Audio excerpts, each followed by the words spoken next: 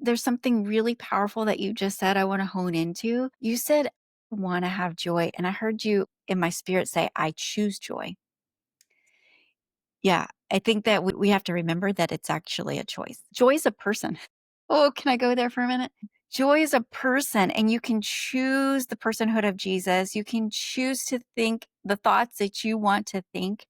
You can choose to go bake cookies, or you can choose to go cry in your bed. You can choose to wallow, or you can choose to get up and serve. You can choose. Now, I'm not saying that we dismiss grief because grief is really important. I think it's both. It's like a quarter. A quarter has a head and a tail. There's two sides to it, but it's still a quarter. And you are still God's child. You can have joy and you can have grief, and He's there for all of it. Even in Ecclesiastes, that's some of my favorite things to meditate on in times of this. Like it's like there is a season and a time and a purpose for everything. But at 4 p.m., you could have a season of joy while you bake cookies. And at, 7 p.m., you can have a moment of grief and sorrow, and you can remember your lost loved ones.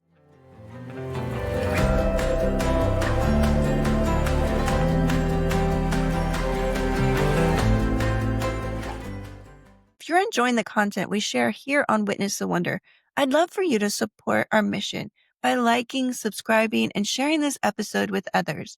I'm also so grateful for those of you who support us financially. If you'd like to help us continue bringing inspirational stories, you'll find a donation link in the episode description below. Welcome to Witness the Wonder. I'm your host, Christina Smith. Today, I'm joined by Heather O'Brien, host of the Heal with God podcast. In our last episode, Heather guest hosted and walked me through sharing a personal story about how God jolted me awake at 2 a.m. and gave me a voicemail from my brother that would become one of the most priceless gifts. Just 1 week later, November 11th, 2023, my brother unexpectedly passed away from a heart attack. And then 37 days later, on December 18th of 2023, I unexpectedly lost my mom too. So within 27 months, I lost my dad, my only sibling, and my mom. So walking into Christmas that year felt like grief was everywhere. And yet, in the middle of that grief, God met me. He even delivered me from something I had struggled with for many years, seasonal depression. Today, Heather is here to help us talk about how to navigate through the holidays and how to hold on to hope when the season feels heavy. Heather, welcome back. Yeah, thank you so much. I'm excited to talk with you, but I know these are really heavy conversations, and we know God is here and He is going to help us just deliver the message that whoever's listening needs to hear today. Absolutely. Heather, holidays are often portrayed as these joyful, full of celebration moments, but for many people, like me in 2023, they're grieving and they can be some of the hardest days of the year. Why does grief seem to feel heavier around the holidays? It might be different for everyone, but I would say it's because of the memories, right? We have all these special memories of being with family on those particular times. You think about it, we actually stop everything that we're doing for holidays. Work closes down, and we on purpose get together with these people that we grew up with, whether we like them or not, right? They're our friends during the year. We've even had conversations with them. The holidays are for those people. And you think about it, like whenever they're not there anymore and the holiday still is, who are you spending that time with now? You might be all alone. And so grief can really feel heavy when you're all alone. That's probably when it's heaviest, honestly, right? You're alone with your thoughts, and that can be so loud and deafening, thinking about all those memories. And you might even fantasize about the memories. I don't know if I should go there for a minute, but it's like, were they really that great? Maybe they were. Maybe they were for you. But I think sometimes in hindsight, we fantasize about events and people when really a relationship may or may not have been as great as it was. And now it just is non existent. So you just feel some kind of way without that person there in your life. That is good, Heather. I'm going to go there for a minute because you saying that reminded me of two things. One, when my brother passed away, my mom had to come live with me because she had health issues and she couldn't live on her own. And she ended up moving in the day before. Thanksgiving. Well, every Thanksgiving, we went to my mom's house for Thanksgiving my entire life. And so now this year, I'm hosting Thanksgiving at my house, and it was like a last minute thing, so I'm throwing everything together, and my brother's not there, feeling that loss. And then the second part of that, with my brother passing away, now my mom was always really focused on my brother. And so I had secretly been hoping that now that she was moving in with me, that we would have this time together. And I didn't just grieve her in the holidays. I was grieving the loss Ooh, of those come on. hopes. I grieved Yeah, the you loss just of went the there. hopes of the relationship that I was hoping to have with her. Whoa, man, this is powerful. I mean, I did not expect to go there, but like someone needs to hear this. Someone needs to hear this. That's what fantasy does to us, right? It really invigorates us and it creates all these imaginary stories. I could see this in lots of different parts of our life. Okay, for just a second here. I know we're talking about people passing away, but what about for those who are grieving because they don't have a spouse? They never got married. They haven't found their person. That's a place of really deep seasonal grief for some people. I remember that as a young girl. Like, whenever the holidays come around, that's when you see all the romantic holiday movies. And I didn't have anyone. Right now, I was young when I got married. So I started fantasizing very young about something I never had, right? And that's what fantasy does to us. It is a lie. Let me just, okay, I'm a biblical teacher here. So I just want to I want to drill down for just a minute. I want to tell you what's really happening is we're coveting. We're coveting what we've never had, what we don't have, what's not ours. And that's what fantasy does. It's a coveting partnership. You think about the law of Moses, there's 10 laws that we're not supposed to break. And they kind of get summarized. Jesus summarizes them into love God, love your neighbor as you love yourself. But the 10th law is don't covet. And we don't really talk about that very much because we think about it. I don't know, maybe it seems like a weird word, but it's jealousy, right? It's fantasy. And so the devil gets his hooks in there when it seems normal to fantasize about something. I'm even thinking right now, maybe this is a word for someone listening, that I remember someone fantasizing about a father, and it might be similar to your story, Christina, but she had a dad and he had mental problems, and she was always looking for a father figure in her life. It was just this hook that the enemy had in her. She was looking in all of her church leaders for that spiritual father and this and that. And I'm like, this is not healthy. I had a father growing up and we didn't have a bad relationship, but we didn't have a great relationship. And like, what are you seeking here? Because really, God's going to meet all your needs. All your needs are met in Christ Jesus. So let's wrap this back up and go back to the story here. We're talking about like honoring grief in the season. I want to be able to honor the grief, but I also want to be able to separate it from what's not really grief. It's misplaced grief. It's this fantasy of grief. We really need to differentiate the two. I don't know if you were prepared for this conversation here, but like there's two different kinds of grief. I call it crying profitable tears and crying unprofitable tears. And so we want to plan to grieve, but we also want to plan to grieve with God. And I call that the tears that actually profit something because God says he will comfort those who mourn. He's there and near to the brokenhearted. But if you're just fantasizing, you're not mourning. Do you get where I'm going? Like, like I know. our prayers sometimes are like these whines. I mean, I've done it myself. I'm not just pointing fingers here. I know all Yeah. about this. It's just like I'm whining because I want something. I'm coveting after this thing that I should have. Like, what? According to who? Seasonal depression is common for a lot of people. A lot of people go through it. So, are there any healthy ways that people can address it during the holidays, especially? Yeah. So I would say the first thing is to grieve on purpose and plan to grieve. Like grieve on purpose and plan to grieve. So I think that's two different steps. Number one, you have to put it in your calendar. That might sound really awkward, but especially if you know it's coming. For instance, I know people who they already know the yearly time when their person has passed is a time when they're going to be sad. I know some people they'll plan to go to the beach on purpose. They turn off everything. That is a plan. That's a plan to mourn and not be like busy, not be about your own busyness so much so that you can't actually grieve. And so plan it. It doesn't have to be a beach vacation though. It could just be I get triggered today. I started feeling sad, and I'm going to put in my calendar at 4 o'clock. I don't have anything else to do. And so I'm going to go talk to God about this for, I don't know, 5, 10, 15 minutes. Like, don't elongate it just because it doesn't have to be a weekend away. It doesn't have to be so many tears that you've got a headache, right? Like, we can plan to grieve in a way that fits in our schedule. I'm all about our schedule, right? Because who has time for that? That's what I've heard so many times is people say, yeah, that sounds good, Heather, but I don't have time for all that because I'm going to have a headache. My eyes are going to be all puffy. And I'm like, why do you have to cry for 30 minutes? Why do you have to cry so hard that you get a headache? You don't have to. You could just plan, okay, I have 5 minutes to talk to God about this hurt in my heart. Really, grieving is talking to God. So a minute ago, I said it's two things: it's plan to grieve and grieve like profitably with profitable tears. So, kind of the healthy way is to make sure that you're not grieving a fantasy, right? And if you are, that needs to end. I hope the fear of the Lord comes into this because I really want you to be healthy, right? So it's not healthy to keep fantasizing because that's actually coveting. So if you feel that conviction right now, that's something that you want to plan to talk to God about and you want to repent of. So grieving the loss of someone, the death of someone, maybe even like seasonal depression could be like, this is a memory of when something bad happened, but they didn't die. Or, we could grieve for a number of reasons. Our feelings got hurt around this time of year.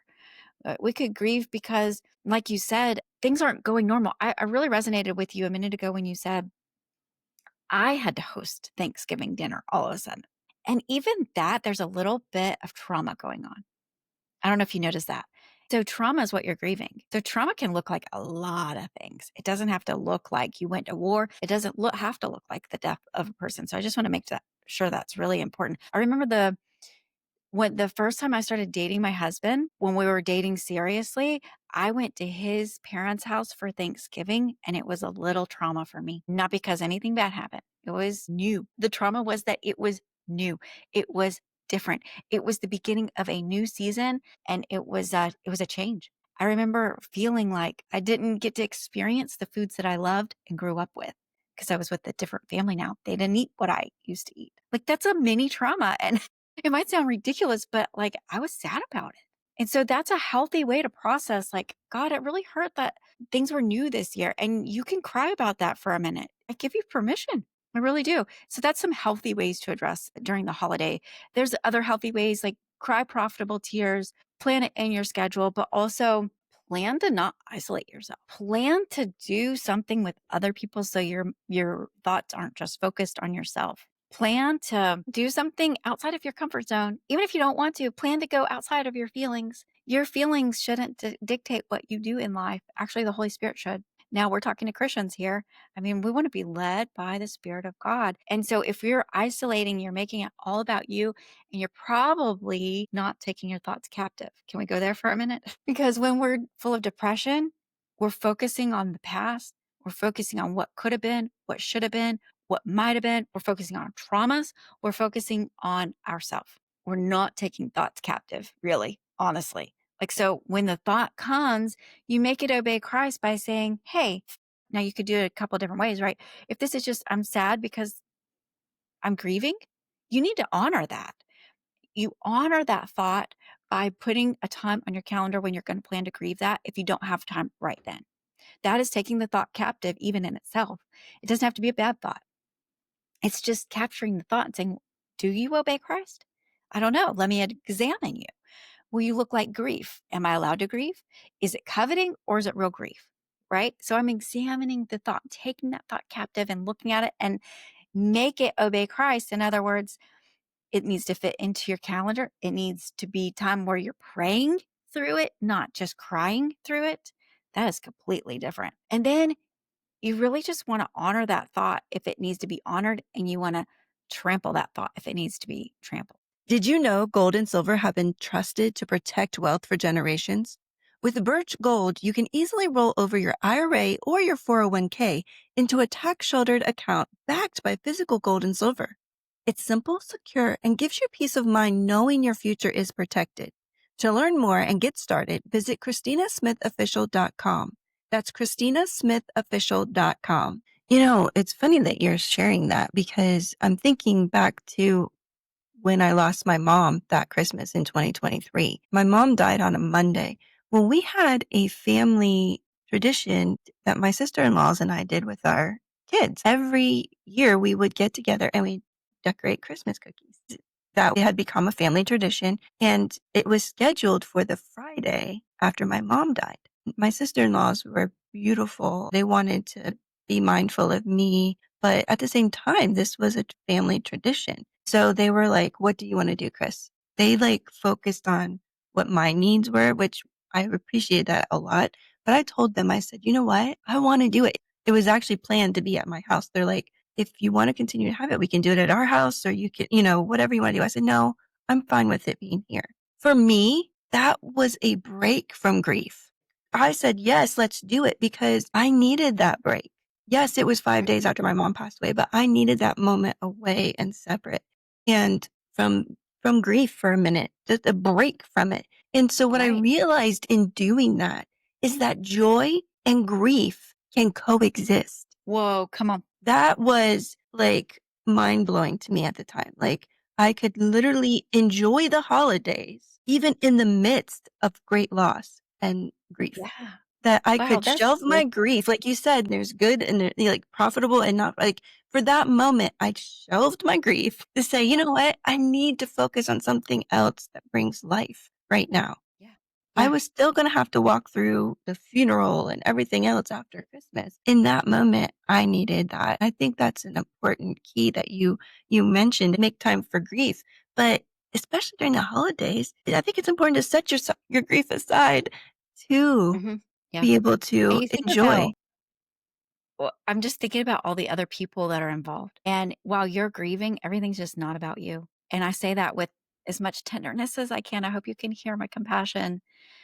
I'm so sorry for what you're going through, but also everything's not about you. And like you were supposed to be doing this with other people. You're supposed to be making cookies with other people. And that was part of their memories too. That was part of their tradition too. And I bet they were a little bit sad too, because your mom was part of their tradition too, right? That year she would have been, but she doesn't normally, no, my mom rarely I left her gotcha. house. I gotcha. Yeah, So it was but they were grieving for me. I Everybody, gotcha. when they arrived, for many of them, the first time they saw me, so they hugged me and, we had that cry right at the beginning, but I'm like, "You know what? The reason I'm doing this is I don't wanna cry tonight. I wanna have Yeah. joy." And Yeah. so, yeah, they were mindful and very comforting at the beginning, but then it's like, "Let's do this. Let's." Yeah, I think there's something really powerful that you just said I wanna hone into. You said, "Wanna have joy," and I heard you, like, in my spirit say, "I choose joy." Yes. Yeah, I think that we have to remember that it's actually a choice, because joy is a person.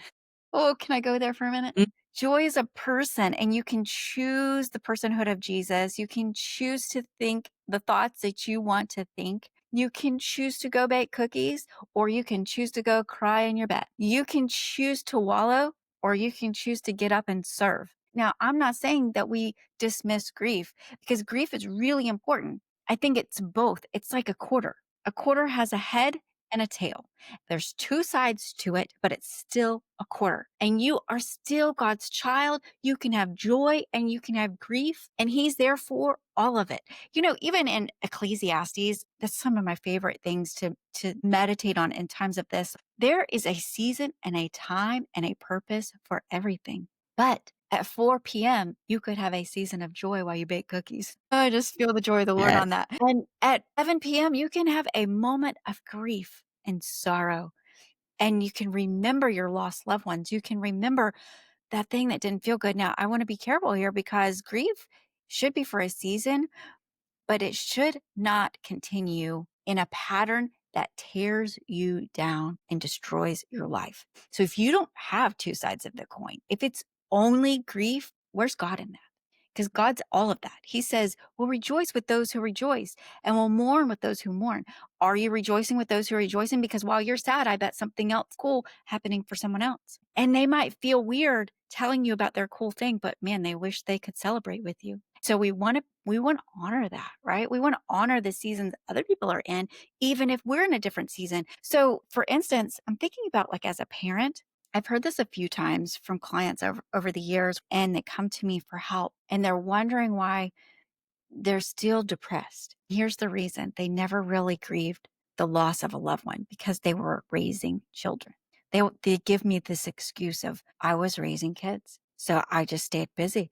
I didn't have time to sit down and cry. And I would say to you, honey, you better make that time because it will stick with you. Do you want to be depressed 20 years from now? No, no one does. So you have to process grief, but it doesn't have to be all day. That's just my heart in this, is just to make sure that you understand that grief is something that you can do in pockets of time. God has made it where you can still keep living life, where there's two sides to the quarter. You can have joy and you can mourn. You can grieve and be comforted. Listen, he is close to the brokenhearted and he comforts those who are mourning. So if you're not mourning, you're not getting the comfort that you need. Therefore, you're going to stay depressed. And I don't want that for you. So, how can someone prepare themselves spiritually and emotionally through the holidays? Is there any practical steps or something that they can do? This is the moment that you can prep for it. I feel like we're talking about this subject early enough in the season that you can actually prepare yourself. And you could do this in a way that honors your time, your life, the way that you like to plan for things. So maybe it looks like on this particular day, when I have a time in my slot, I'm going to honor my sadness, my grief. And usually it's about a person, right? It's generally about a person. And if it's an okay grief, I hope you hear my heart in this. It's not a fantasy grief.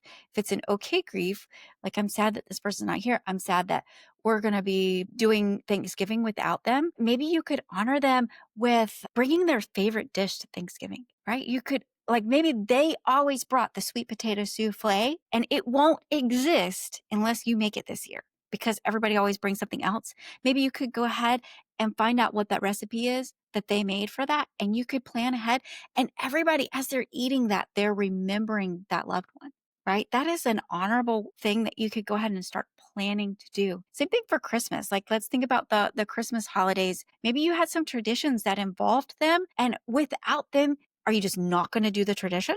Or can you plan to do the tradition and honor them in a way? Maybe it's they brought a certain kind of cookie and maybe you can learn how to make that cookie. Maybe, smells and tastes really bring triggers and they can be good triggers. I feel like I just want to prepare you that you can grieve and have good triggers. You could be crying while you're eating a cookie. I remember how much I loved that they made these cookies. Now I learned how to make them. I'm going to teach my kids how to make them, and we're going to keep this tradition going. That's some planning that might need to be in your heart, in your mind, that you could purposefully think out how you could plan to grieve on purpose. That is literally grieving on purpose. That's making your tears profitable because you still might have tears. And I want to say that's okay. For friends and family who want to be supportive but don't know what to say or do, what are some meaningful ways that they can help someone who's grieving during the holiday? That's kind of tricky. Sometimes you just don't know what to say. And you don't want to dismiss it as if it's a big elephant in the room. So sometimes the best thing to do or say is to say that I call it throwing spaghetti on the wall. You just say, hey, I understand that this might be a really hard time for you, but I don't know what to say or do. Is there anything I could say or do to comfort you in this time? Right?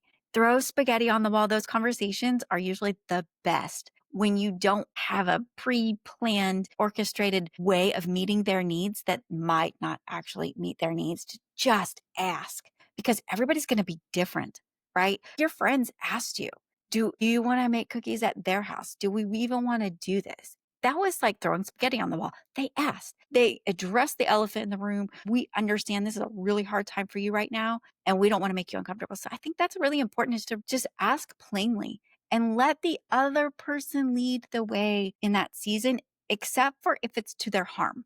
Can we go there for a minute? Because sometimes it can go both ways. So it depends on how emotionally mature they are too. Now you don't want to push someone over the edge, but also you might want to nudge them and give them opportunities, right? So you might say, I understand this is a really hard season for you. And so I'm inviting you over, and I would really love it if you come. And I would say this to you.